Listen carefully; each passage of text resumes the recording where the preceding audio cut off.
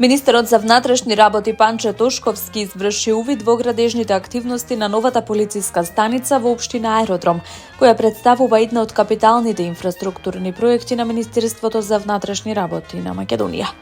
Изградбата на новиот објект е дел од пошироките активности за подобрување на условите за работа на полициските службеници и за унапредување на услугите што институцијата ги обезбедуваат за граѓаните.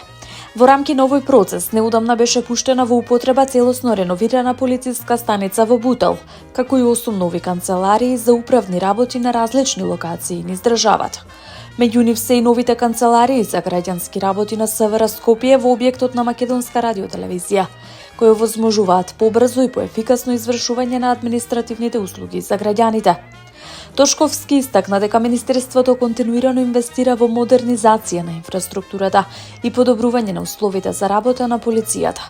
Според него, новата полициска станица во Аеродром ќе биде современ објект, кој ќе овозможи подобра организација на работата, повисоко ниво на безбедност и поквалитетна услуга за граѓаните.